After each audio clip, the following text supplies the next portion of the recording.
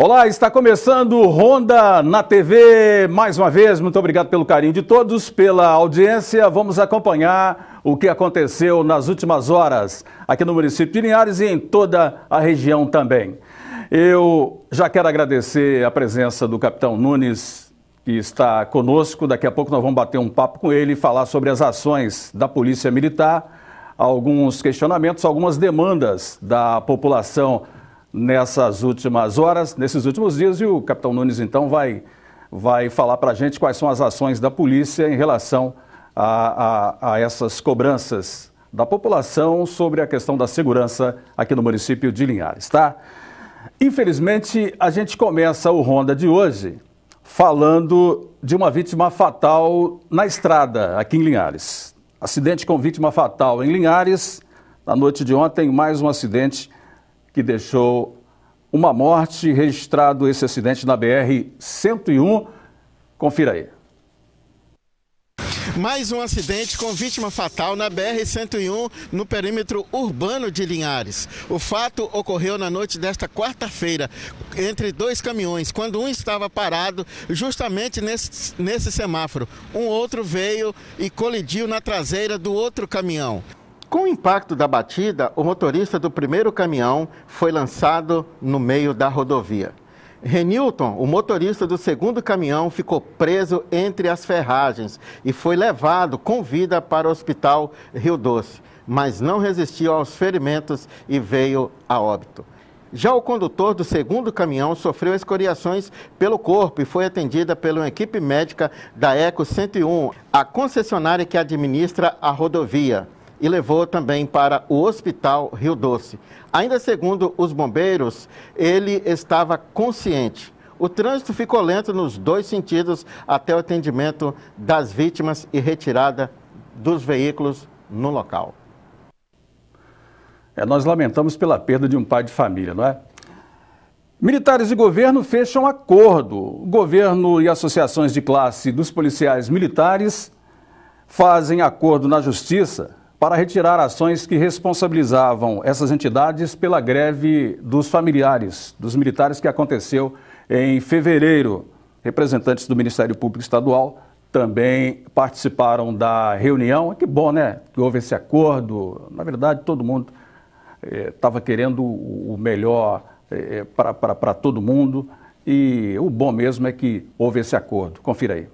No acordo ficou acertado que o governo vai retirar as duas ações que responsabilizavam as associações pelo movimento grevista. Uma dessas ações previa, inclusive, o pagamento de multa de 3 milhões de reais. Também foi acordado que militares transferidos depois da paralisação poderão retornar aos batalhões de origem, desde que façam requerimento. Mas a reunião terminou sem acordo em pontos importantes, como a recomposição salarial dos policiais, melhorias no HPM, o Hospital da Polícia Militar, e a obrigatoriedade do diploma em bacharel em Direito para o ingresso nos cursos de formação. Pois é, e por falar nisso, nesta quarta-feira, os deputados aprovaram na Assembleia Legislativa o projeto de lei complementar que muda as regras de promoção de policiais militares e bombeiros aqui no Espírito Santo. O projeto, de autoria do governo, leva em consideração os critérios como merecimento intelectual, antiguidade também, e atualmente as promoções, exceto para coronéis, são feitas anualmente pelo critério de antiguidade, não é? Então agora muda, esse projeto já foi aprovado então nesta quarta-feira, tá? Muito bem, daqui a pouquinho nós vamos voltar com o segundo bloco aqui no Ronda de hoje. Você pode participar conosco, pode interagir conosco através do 99830-6060, tá? Nesse segundo bloco, como disse, vou ter a participação aqui do capitão Nunes da Polícia Militar para falar conosco sobre questões que têm sido trazidas aqui até o Ronda nessas últimas horas. Até já.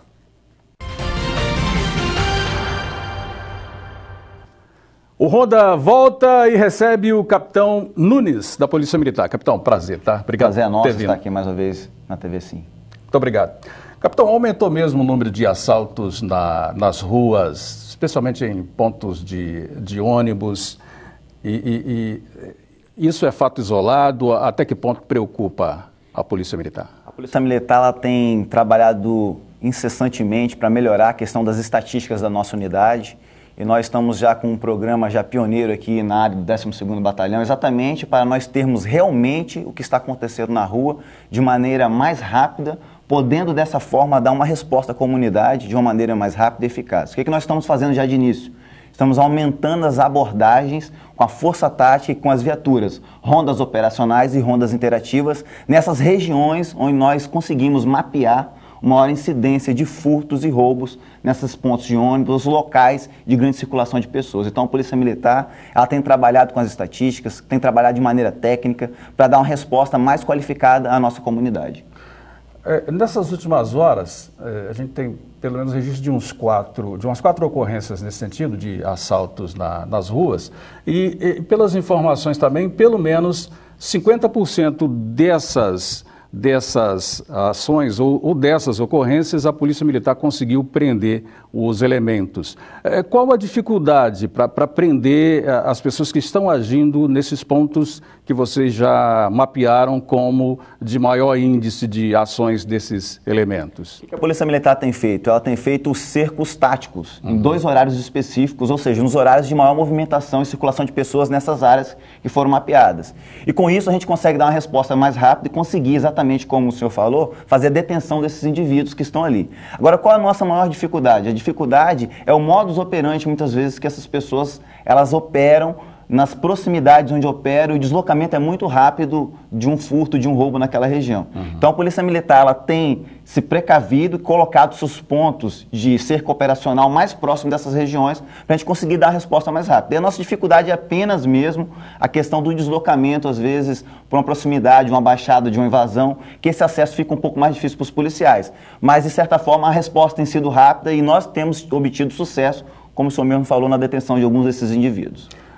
Quando as pessoas reclamam que houve o assalto, né, no ponto de ônibus, no meio da rua e em horários diurnos, né, e não se consegue prender,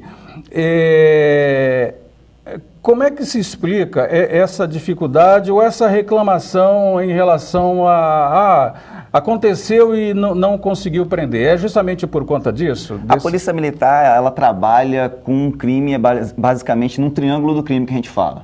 Para observar o crime, tem que se haver um meliante, tem que se haver a vítima e a oportunidade.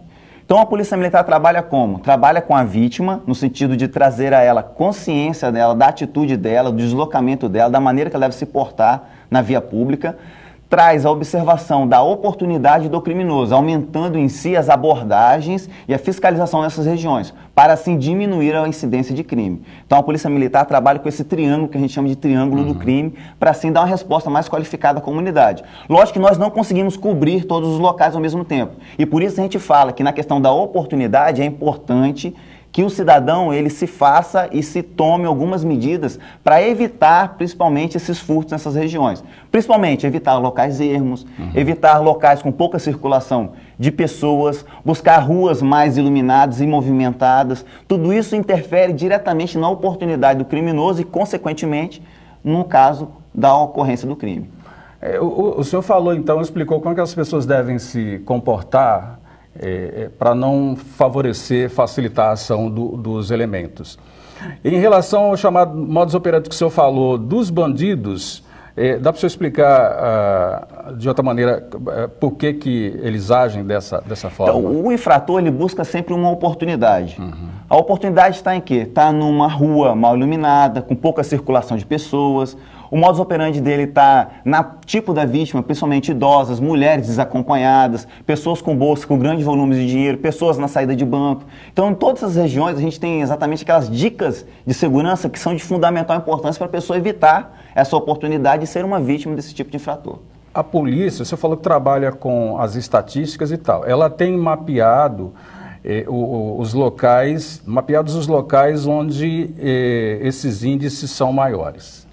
É um trabalho já feito pela Polícia Militar há anos, né, na região metropolitana, e o 12º Batalhão, através do Tenente Coronel Risper, tem iniciado esse trabalho no batalhão e nós temos uma equipe lá exatamente processando essas ocorrências, essas estatísticas e gerando em um mapa o georreferenciamento, que é o quê? Aquele mapa de calor das regiões onde estão incidindo essas ocorrências, para a gente visualizar no mapa, exatamente na região, nos locais onde essas ocorrências estão ocorrendo e assim conseguir dar resposta eficaz exatamente nesses pontos. Ou seja, por que aquela região está incidindo o maior número de ocorrências? A gente vai no local para verificar. Às vezes é uma iluminação, às vezes é por falta de policiamento. Então a gente vai deslocar o policiamento. Mas existem algumas medidas preventivas que a gente pode tomar naquele local. Perfeito. Porque às vezes tem um local que é um terreno baldio, às vezes é uma rua mal iluminada, e a gente vai fazer essa interação com outros órgãos para conseguir, de uma maneira mais preventiva, dar uma resposta que muitas vezes não necessariamente seria a função da polícia militar naquele local. Mas a oportunidade que aquele local está gerando, está ocorrendo a incidência de crimes. Então esse trabalho ele é fundamental, por quê? Porque a gente consegue ver no mapa exatamente o local onde está incidindo a criminalidade, incidindo o crime. E é importante que as pessoas denunciem, né? Sim, registrem é importantíssimo. A gente está fazendo um trabalho aí, nesse período escolar fundamental, que é o trabalho da nossa patrulha escolar, um trabalho pioneiro aqui, onde a gente, através também da tecnologia, criamos alguns grupos de WhatsApp e as diretoras da rede municipal, elas estão inseridas nesse grupo, juntamente com os nossos policiais. Nós temos 3 rotas desse policiamento escolar e tem sido de fundamental importância essa interação do diretor com escolas, com o presidente de comunidade. Queria até parabenizar aqui o presidente do Jardim Laguna, da comunidade, que esses dias mesmo, no grupo onde ele participa da rede de segurança, ele falou sobre a escola do bairro dele e com isso a Guarda Municipal conseguiu verificar o acionamento de um alarme na escola e com isso dar mais segurança para aquela comunidade também que não tinha nenhum delito naquele local. Ou seja, a Polícia Militar, a Guarda Municipal, essa interação com essa rede escolar ela tem sido fundamental. E essa comunicação da comunidade com a polícia, ela precisa existir. Porque sem a comunidade a gente não sabe o que está acontecendo. A gente tem a comunidade de regência que tem sido muito partícipe com a gente. Existem várias denúncias. Hoje mesmo está sendo averiguado lá na região de regência a questão de um veículo, que a própria comunidade ela interage com a Polícia Militar e a Polícia Militar ela dá a resposta mais eficaz. O trabalho pioneiro aí do Conselho Interativo de Segurança, o Conselho de Linhares, colocando as urnas interativas, que são um canal de comunicação entre a Polícia Militar e a comunidade. Ou seja, a comunidade ela tem que participar da segurança, porque a segurança ela é um dever constitucional da Polícia Militar, mas ela é responsabilidade de todos nós, inclusive da nossa comunidade. Verdade. O senhor falou aí na questão do trabalho que é realizado nas escolas, e nós estamos vivendo agora a época de férias escolares. Essa semana, houve o registro, pelo menos de 4 ocorrências na abrangência aqui do 12º Batalhão, em escolas. 2 arrombamentos em Soretama, um furto e uma tentativa de arrombamento aqui em Linhares, que foi frustrada pela Guarda Civil, né? Então, a PM tem um esquema de ação para esse setor durante as férias, porque quando estão ocorrendo as aulas, tem toda essa interação, né? Essa participação dos diretores, da comunidade e tal. E durante as férias, como é que está o trabalho? O que ocorre nesse sentido? A Polícia Militar e os policiais da patrulha escolar, eles não entram de férias junto com a rede de ensino. Então, os policiais eles continuam realizando as 3 rotas e continuam realizando o preventivo nessas escolas. E a resposta tem sido dada de maneira rápida com relação a esses furtos, esses assaltos que ocorrem. Exemplo disso foi a região de Bebedouro. Tivemos lá escolas furtadas, escolas arrombadas, e a Polícia Militar deu uma resposta rápida àquela comunidade, com a equipe que trabalha na ronda ostensiva na região de Bebedouro. E eles realizaram, inclusive, a prisão e a recuperação desse material que foi furtado naquelas escolas lá. Com relação a Soretama, que também faz parte do 12º Batalhão, assim como o Rio Bananal, nós já estamos fazendo um trabalho com a equipe de Soretama, só que lá em Soretama vai ser um trabalho um pouco mais diferenciado. Porque em Soretama nós vamos utilizar a patrulha rural. Certo. Apesar de que Soretama, a gente tem a possibilidade da patrulha escolar da área norte cobrir Soretama, em Soretama a gente está dando mais foco para as escolas, principalmente da rede rural, a gente está passando com a patrulha rural fazendo preventivo naquelas escolas. Mas a Polícia Militar já está trabalhando nesse sentido, já tem informações, a gente espera, nesses casos, dar a resposta mais rápida possível àquela comunidade com relação a esses furtos, esses arrombamentos que ocorreram especificamente em Soretama. Mas nosso trabalho tem sido desenvolvido a cada dia, tem sido aprimorado, os grupos estão aí, as patrulhas escolares foram criadas, a gente tem 3 rotas, elas não estão de férias, estão realizando essa patrulha diuturnamente nas escolas, exatamente para evitar o furto, o roubo, o arrombamento. Lógico que é importante destacar o trabalho feito pela Guarda Civil, principalmente nessa detenção aí, que foi realizada em uma dessas escolas da rede municipal, o trabalho pioneiro do Coronel Jones junto à Secretaria de Segurança e Cidadania, os guardas civis, demonstrando sempre pronto atendimento para trabalho em conjunto com a Polícia Militar, a fim de servir melhor a comunidade linhanense. Bom, importante que vocês estão atentos em relação a isso, né? Agora, capitão, tem havido muita apreensão de drogas e armas aqui no município de Linhares, recuperação de veículos também, é fruto da denúncia do cidadão. Isso mostra que realmente aquilo que o senhor falou agora há pouco, a população tem que efetivamente participar, porque, como disse, a segurança é uma responsabilidade do Estado, mas o cidadão tem que participar. Importante, né? Sim, a segurança ela é um dever do Estado, é um dever da Polícia Militar, mas ela é responsabilidade exatamente de todos nós. E a comunidade linharense, ela está de parabéns pela participação. A comunidade linharense, ela é pioneira no Conselho Interativo de Segurança, um canal de comunicação antigo, já desde 93, 94, aqui o Conselho de Linhares é um dos mais antigos do estado do Espírito Santo. 20 anos. E isso tem levado a Polícia Militar e a comunidade essa proximidade.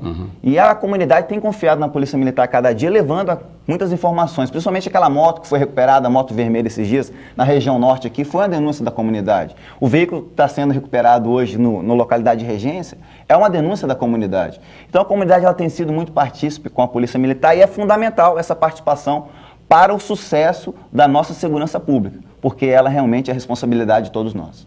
Só para fechar aqui, capitão, tem informações também e reclamações no interior do município, alguns assaltos registrados. A polícia está atenta a isso também? Exatamente. No interior do nosso município, especificamente aqui no município de Linhares, em Soretama e em Rio Bananal, foi criada a patrulha rural. Já há tempo essa patrulha ela existe e ela tem realizado esses preventivos, essas abordagens no interior desses municípios. Para quê? Para evitar exatamente os assaltos nesses interiores.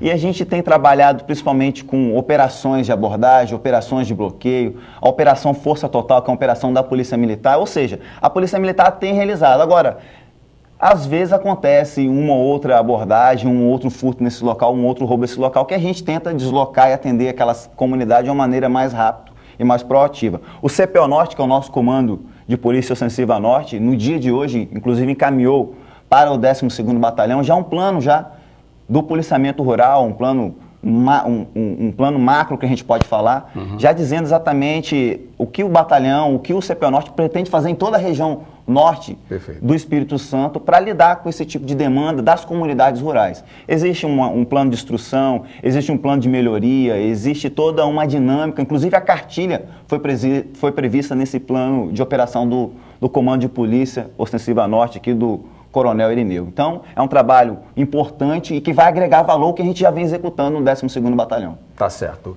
Capitão, muito obrigado. A gente agradece, estamos sempre à disposição da TV Sim, para a gente é um prazer estar aqui participando com os senhores. Nós agradecemos. O Ronda já volta. Até já.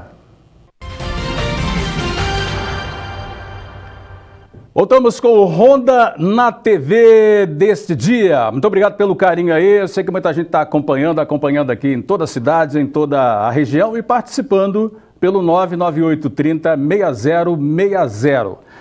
É esse caso aqui, ó. Moradores reclamam de desperdício de água no Linhares 5. A nossa reportagem foi acionada até o bairro Linhares 5, onde um problema de infraestrutura chamou a atenção. Há mais de 30 dias, um cano está jorrando água pela rua. Desperdício, não é? O repórter Cássio de Souza foi conferir de perto. Nós estamos no bairro Linhares 5, na rua Alexandre Cozimento. E a dona Dália está tendo problemas aqui com abastecimento de água. O que está acontecendo, dona Dália? Olha, aqui já faz mais um mês que a gente está com esse problema com essa água aqui, vazando. E a gente já procurou a prefeitura, o SAAI, para resolver isso aqui e nada foi feito. A gente está tendo que pagar uma coisa que, na minha opinião, eu acho que não é a gente que paga, porque está vazando do relógio para a rua. Então a gente teve que ser obrigada a pagar uma taxa na prefeitura para pegar uma licença e mais na Secretaria de Obras. Isso aqui está vazando aqui, vieram olhar isso aqui, não resolveram nada e continua vazando. Então eu acho bem assim, que eu acho que o SAAI que deveria consertar isso aqui, não a gente, que está na rua isso aqui, não é nosso dever consertar isso aqui. Agora, dona Dália, tem quanto tempo, quantos dias tem que essa água está jorrando aí desse jeito? Ó, já tem mais de 30 dias. Mais de 30 dias que tá desse jeito aí. Só não tá pior porque a gente resolveu vedar ali um pouco ali para amenizar um pouco o vazamento, mas não tá adiantando nada. A senhora foi no SAI e alguém do SAI veio aqui, já olhou? Vieram, olharam e falaram que essa é a responsabilidade da gente fazer. E eu acho que não tá errado isso aí. Mas nem taparam para poder a água não jorrar dessa forma? Não, só olhar e sair, deram prazo para a gente fazer a ligação certinho e pagar, mas não olharam, mas não fizeram nada. Como vocês podem observar nas nossas imagens aí, a água está jorrando. E segundo essa moradora aqui, mais de 30 dias. Pode isso? Isso pode estar acontecendo? A água jorrando aqui há mais de 30 dias no bairro Linhares 5. Olha, nós fomos ouvir o outro lado, né? A posição do SAI, que nos enviou uma nota explicando essa situação. E o Serviço Autônomo de Água e Esgoto de Linhares, o SAI, informa o seguinte. Diz que o proprietário do imóvel esteve realmente na autarquia, aliás, esteve hoje, né? E solicitou autorização para realizar a intervenção necessária, como a abertura de vala na rua e a troca de equipamentos para conter o vazamento. Uma equipe do SAI esteve no local e identificou que o vazamento, na verdade, é interno. Apesar da água estar jorrando na rua, o vazamento era interno e, portanto, de responsabilidade do proprietário, inclusive com as custas de taxas, tá? Que seria, então, do proprietário do imóvel. Essa é a explicação do SAI sobre esse caso aí do Linhares 5, tá certo? Nós agradecemos a participação de vocês. Continuem interagindo conosco, 99830-6060. O Ronda da Cidade volta amanhã. Obrigado pelo carinho. Até lá.